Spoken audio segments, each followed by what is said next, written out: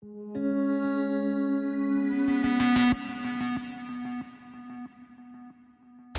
pandemic-fueled bull run in the stock markets.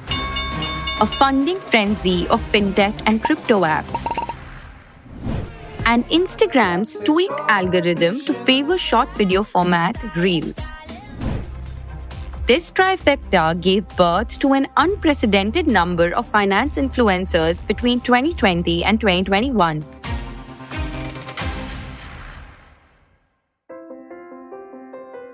First-time investors from non-metro cities flocked to these influencers who became the go-to source of advice for the do-it-yourself younger generation. These same influencers were dependent for their bread and butter on fintech and crypto apps. Finance influencers with over 1 million followers on Instagram were making anywhere between 12 to 18 lakh a month for brand promotions during the peak boom in 2021. Non-wealthy individuals hardly have access to quality investment advice, and some of these influencers started filling this gap, sometimes under the garb of educational content. To be clear, advice in any shape or form for buying or selling stocks is illegal unless you are registered as a research analyst or an investment advisor with the Securities and Exchange Board of India. The mania on both the user and finance influencer side led to the proliferation of YouTube channels, WhatsApp and Telegram communities that provided stock tips for newly minted traders eager for a quick financial reward. On Instagram and short video apps, creators advertised unregulated products and urged viewers to buy cryptos unhinged. But soon after, the house of cards started falling apart. The first real pushback against finance influencers from the audience emerged when the widely promoted crypto firm Vault suspended all its transactions and later filed for bankruptcy. Okay, it is true that we have taken some money, so we have promoted the product, and that's what everybody does. Even the movie stars promote some products. If tomorrow that product goes something wrong, how can you hold the movie star responsible? Among the influencers who promoted Vault was PR Sundar. Sundar's YouTube channel, which has over 1 million followers, was perhaps a funnel for another business. Along with his wife, he was offering investment advice. Get this, without being a SEBI-registered investment advisor. Over a week ago, he and his wife settled a case with SEBI. The regulator barred them from trading in the securities market and imposed a penalty of ₹6 crore. 2 days after this order, SEBI penalised finance influencer Gunjan Verma for offering investment advice without registration. These two instances are part of a string of actions SEBI has been taking against finance influencers in the last year or so. SEBI's latest decision has sent chills down the fledgling industry. According to news reports, finance influencers started deleting content from their social media channel pages and Telegram groups to take cover. But the burdensome compliances for investment advisors and research analysts do not make it easier for influencers to register with SEBI. And the sheer inability to monitor or control the content on the internet or private groups will make curbing such content an uphill task. In this episode, we will speak to a finance influencer, a former head of SEBI's Legal and Enforcement Department, and a founder of an influencer startup to understand, is the finance influencer industry under threat and can it be regulated? It's Tuesday, 6th of June. I'm Apurva Mittal and you are listening to Finfluencer Regulation. Can SEBI really bell the cat? Only on The Morning Brief.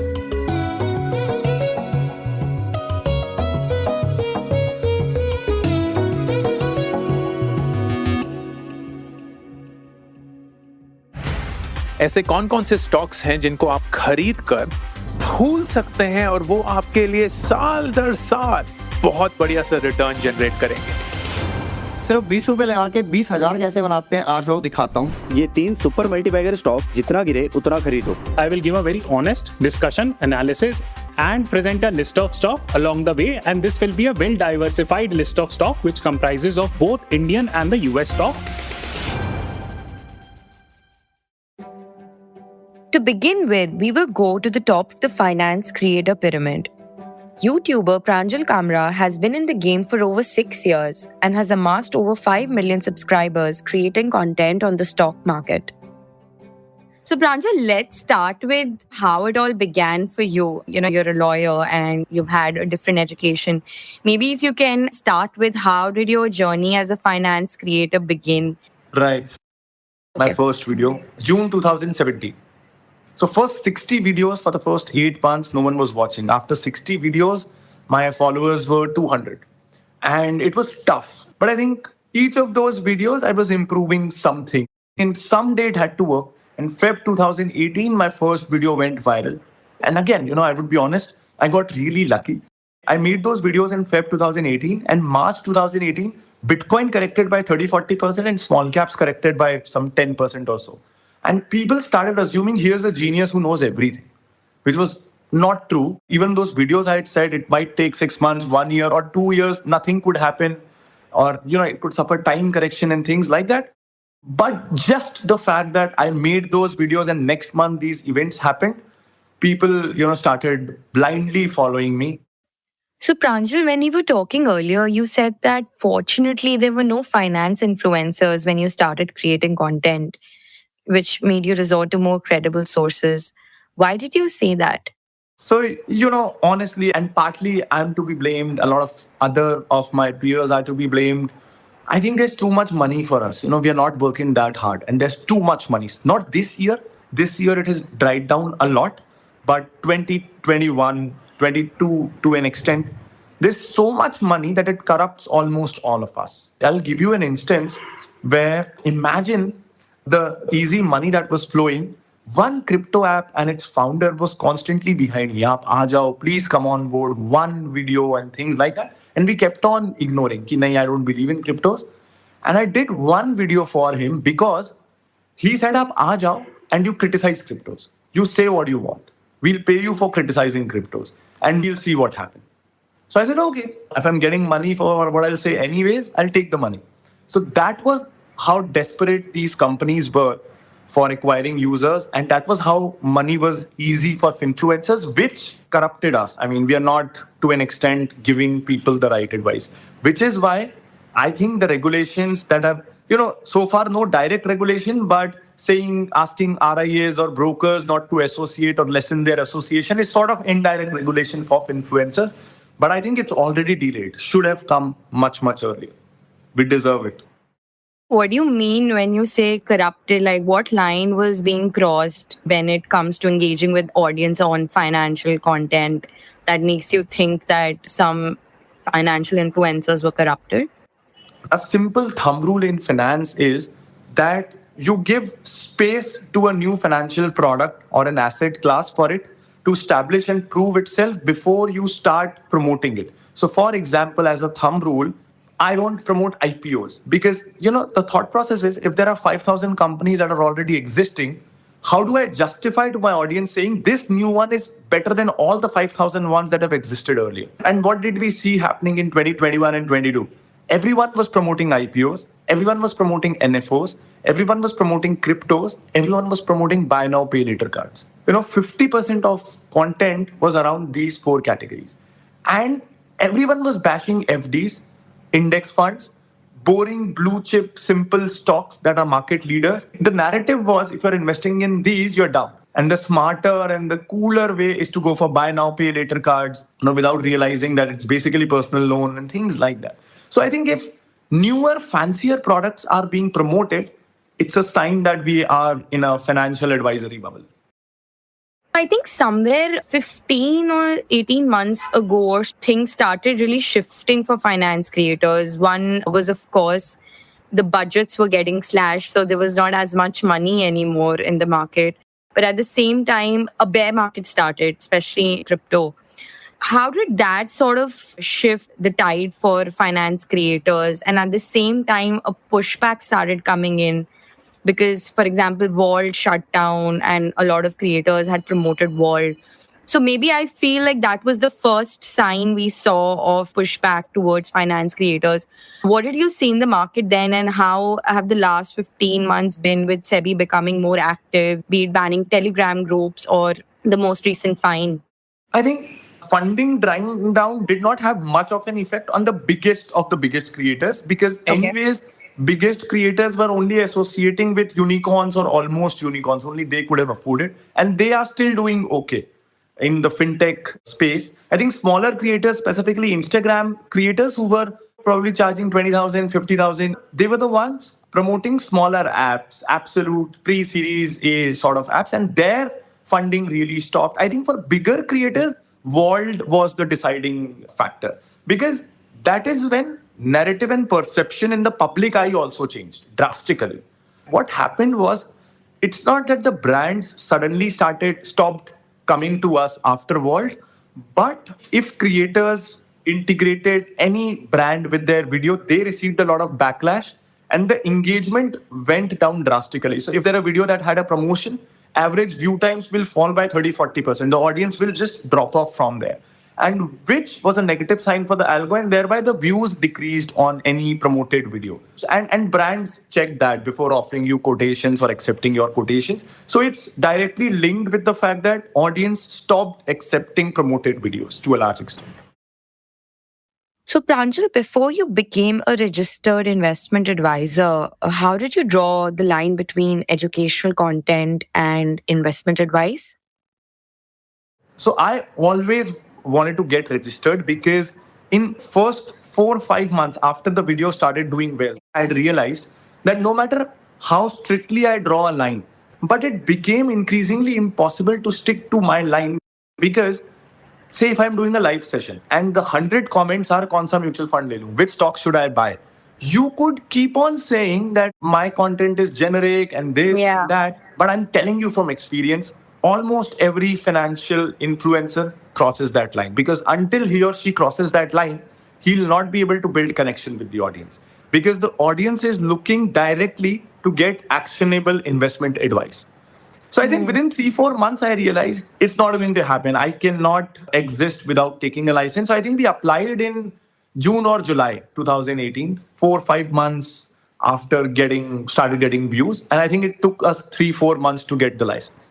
Till the time we were not registered, I mean, in a lot of ways, we were being non-compliant. For those 6 months, we were in a lot of ways non-compliant.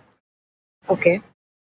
After the PR Sundar order came, I read that Telegram channels went silent. A few creators deleted certain posts where they were offering courses on the markets.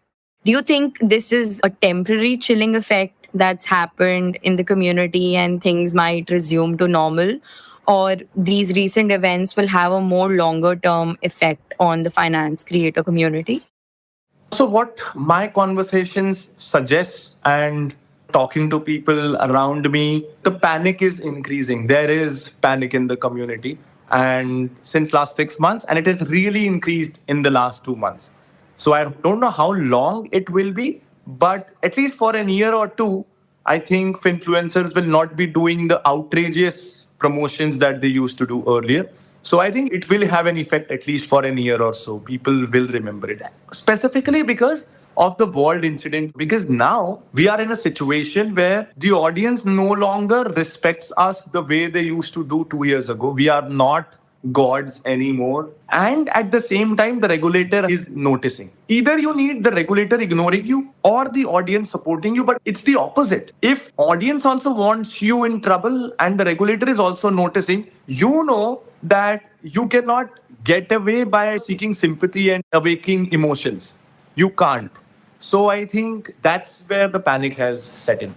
Cool. Just one last thing, when, of course, a lot of big companies come to you and creators in general, what is the responsibility of a finance creator when they're promoting a specific company or a product? And how do you sort of balance advertising with giving someone the right advice about using their money? I think it's very simple. The first filter is, you could promote a platform, never promote an asset or a branded version of a script or a mutual fund scheme or an insurance policy. So, for example, you could say life insurance is good.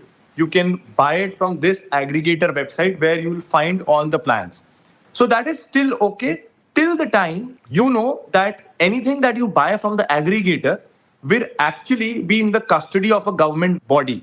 But in most cases, at least that's what I do, I'm comfortable promoting aggregation and execution platforms which are open ended, which are not biased towards certain players or certain brokers or something like that.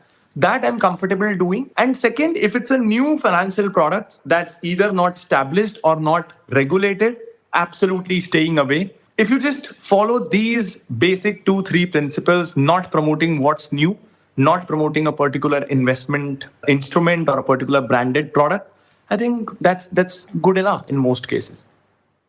And just one last thing to wrap it, how much is it on consumers themselves? Because at the end of the day, they're coming to these creators, they're clicking on it, they are choosing to accept the advice.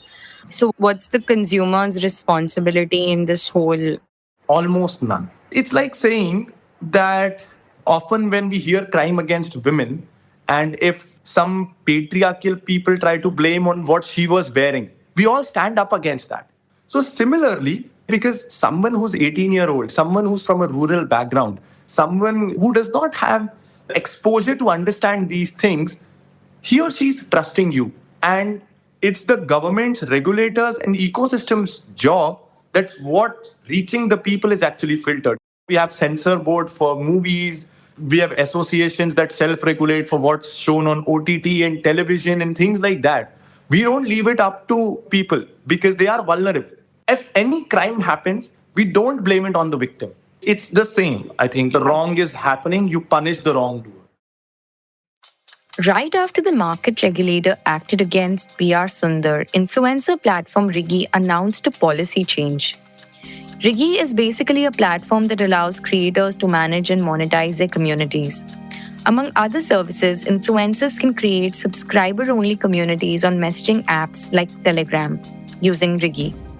Incidentally, in April, SEBI slapped a fine of a few crore rupees and banned administrators of a Telegram channel for providing misleading recommendations to its subscribers. Now, Riggy requires any financial influencer on its platform selling content related to securities market to be registered with SEBI. We spoke to Swapnil Saurav, co-founder and CEO of Riggy, about his decision. Swapnil, maybe we should start with your recent policy change, your decision to enforce a certification requirement for a finance creator.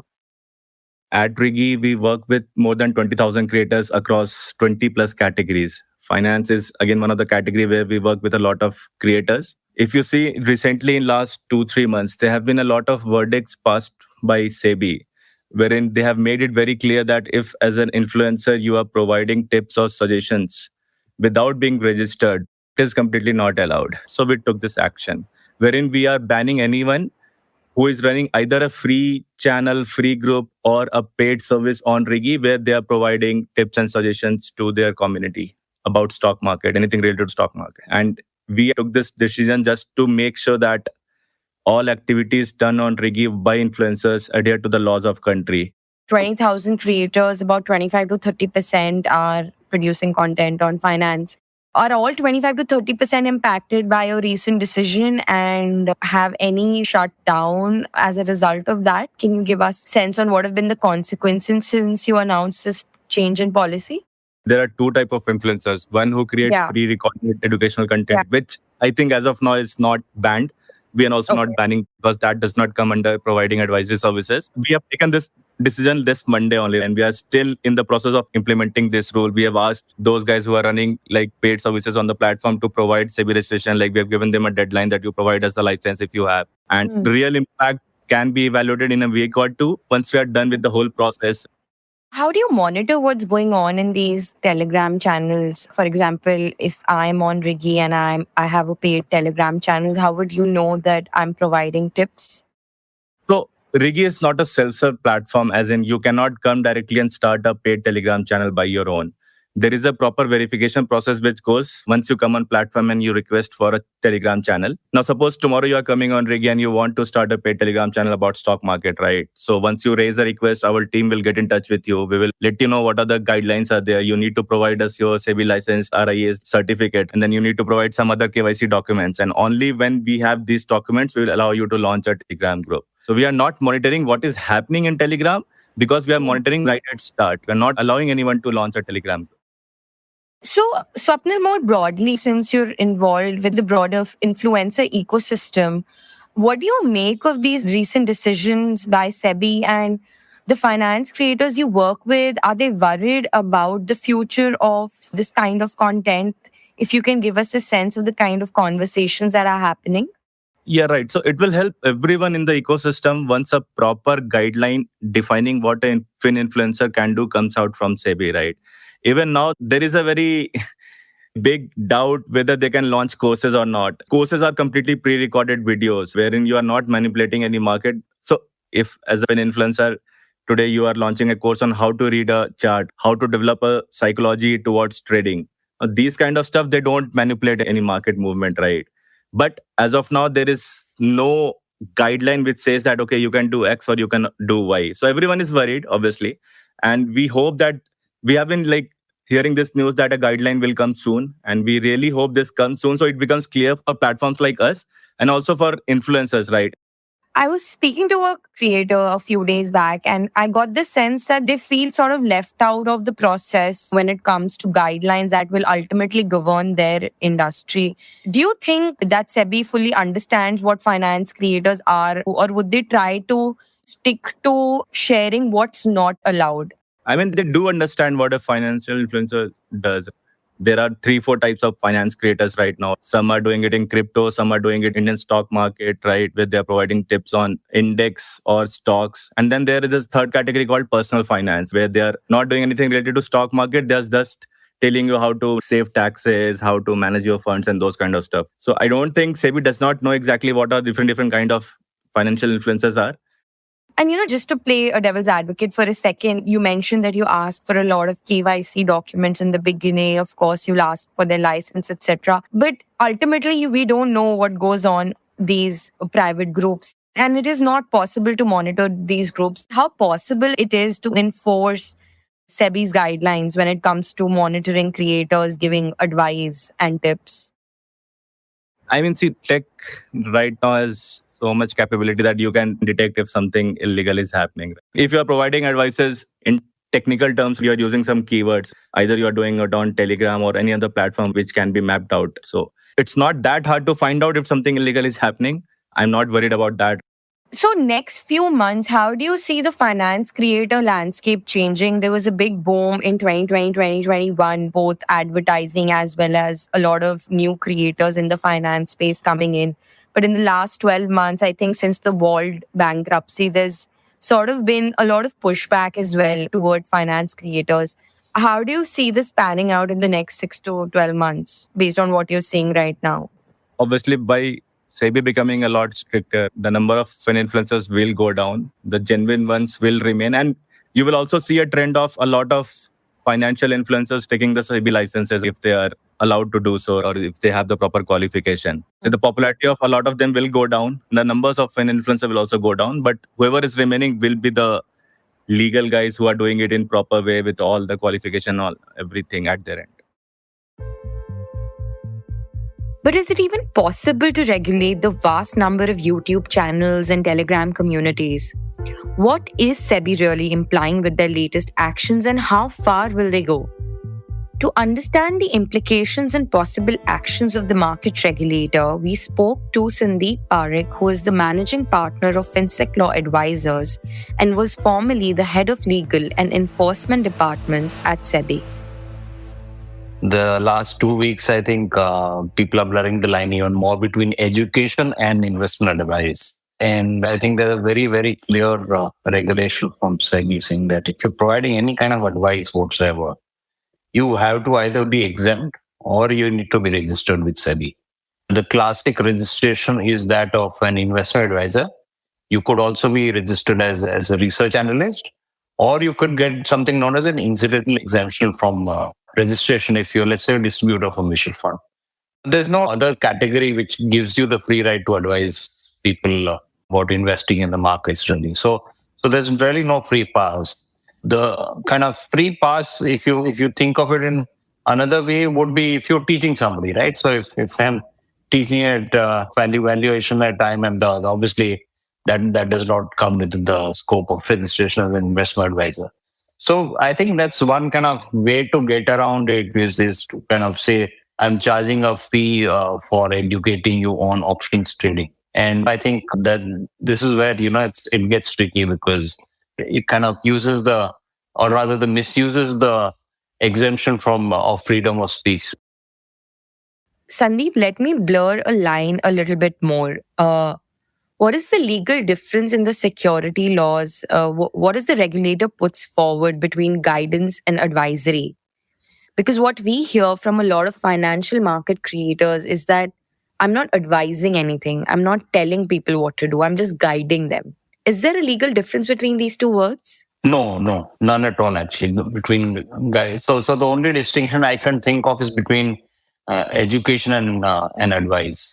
And, there's no carve outs for guidance. And, I think broadly, any kind of advice you give or guidance you give also includes, even if you're doing it without charging money, it would still be kind of considered as investment advice. It's quite broad that way. If you put yourself out as an advisor. Yeah, I was going to ask you that, does it have to be in exchange of money, or does like a free advice on a YouTube video also count as a violation? There's a specific provision in the investment advisor regulation which says that holding yourself out as an advisor also counts as providing advice and requiring registration with SEBI. So I think the law is quite clear on that. So pretty much, I think the only kind of exemption really, if you think of it, would be, somebody talking generally about the results which have come out of a specific company, right?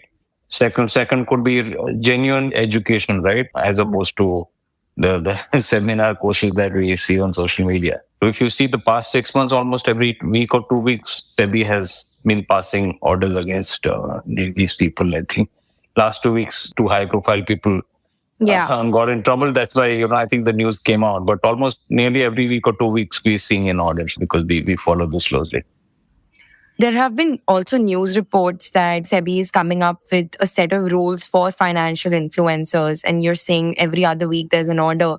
When did the market regulator first start taking notice of finance influencers and felt that, okay, this is the right time, or it's gotten way out of hand, I have to get involved and take control of the mess that's going on? When did you first start seeing those signs? I think a little over a year, maybe a year and a half is when I would have seen the first order come from SEBI. And indeed not just gone after these so-called influencers, but they've gone even after registered advisors for kind of crossing the limits of what is permitted and what is not. So I guess, this is all the product of free money, which started with the Western world really. And, we've had a massive problem in the US with all the Robinhood traders who thought money was free. I guess their markets have been kind of rewarding people based on luck, and they've kind of mistaken it for a skill. So there have been reports that new guidelines are going to come up for finance creators.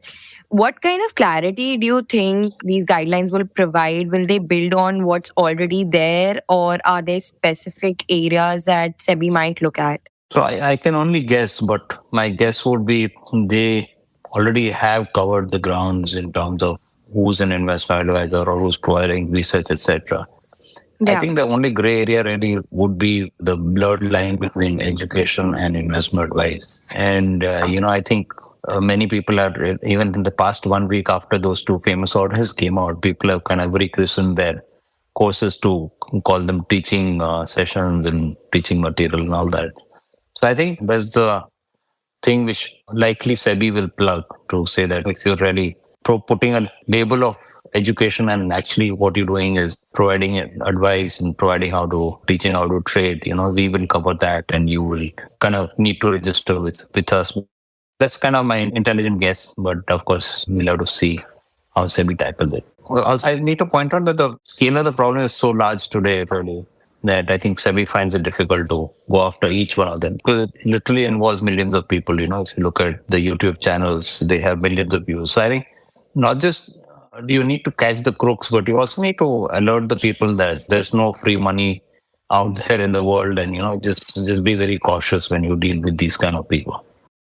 Sandeep, I was talking to a financial creator and he said that even though SEBI is taking certain actions but the creators will still not want to become registered investment advisors, and they'll try to exploit certain loopholes. For example, becoming a sub-broker and giving an ancillary advice, or holding MFT and giving ancillary advice. Do you think these sort of gray areas are harder to bridge and creators might continue to get around it and continue to give advice on markets? Yes, it will be difficult because, I think the bigger problem is just the scale at which this is being done. So even if 90% of them shut down, you still have a super massive problem. As you rightly said, many of these guys will move to kind of the gray areas of incidental advice under distributor, or incidental advice under a sub-broker or broker license. I guess there will be some people who will kind of game the system because obviously they're good at communication, they're good at gaming the system. So that will happen, and it'll remain a cat and mouse game. What's the liability of a person as a registered investment advisor?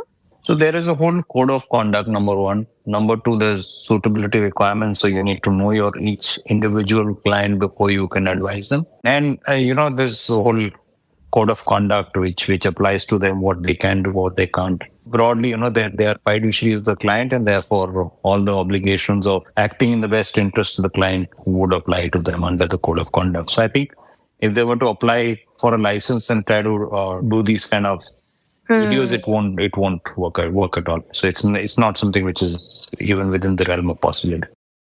Sandeep, as SEBI is pushing more people to come into the fold of regulation, the feedback that we've gotten from people in the advisory, PMS, or the wealth business is that the amount of paperwork, just the sheer amount of audit, has gone up significantly over the last few years.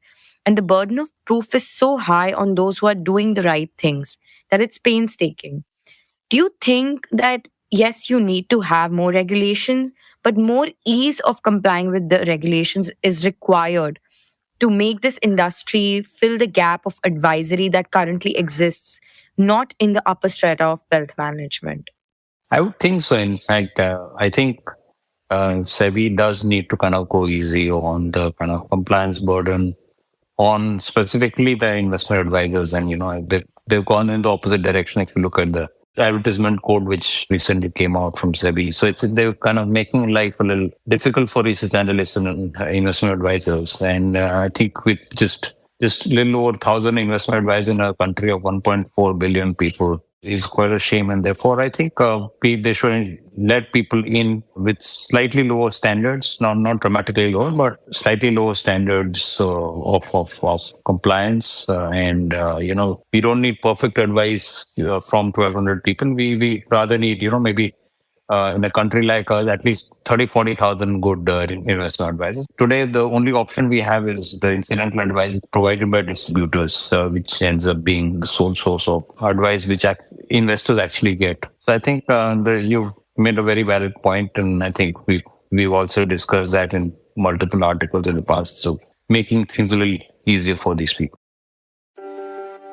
Market regulators globally have sprung to action. They're responding to market manipulation by social media influencers and growing scams in the sector. For instance, last year in the US, the SEC charged 8 social media influencers in an alleged stock manipulation scheme that was promoted on Discord and Twitter. UK's Financial Conduct Authority and Advertising Authority are also trying through campaigns to prevent content creators from marketing investment scams and risky financial products. Back home in India, there are news reports that SEBI will direct brokers and mutual funds to limit the use of financial influencers in advertising and marketing campaigns. NSE has already published a revised code of advertisement for stockbrokers, which says celebrities, including influencers with over 10 lakh followers, shall not form part of advertisements. Even with all the action taking place, there is yet to emerge a global benchmark for successfully regulating content by finance influencers, which often flirts with the fine line between advisory and education. Uncertainty about the future actions and the recent decision by SEBI has left some finance influencers in India confused about the strict do's and don'ts and what could get them into trouble. Getting registered, as we heard, comes with its own set of burdens. In this conundrum, stock tip communities continue to flourish and small scams continue. Until there is stricter rules to govern the Finfluencer ecosystem, you and I will need to be sharper about who we listen to about parking our money. That's it for today. You were listening to this episode on The Morning Brief. I'm your host, Apurva Mittal. This episode was produced by Surohini Jain and our sound designer is Rajas Nayak. Our executive producer is Anupriya Nair and Anirban Chaudhary. Do like, share and subscribe so that you don't miss any episode of The Morning Brief that drops Tuesday, Thursdays and Fridays on a listening platform of your choice. All clips used in the episode belong to their respective owners. Credits are mentioned in the description.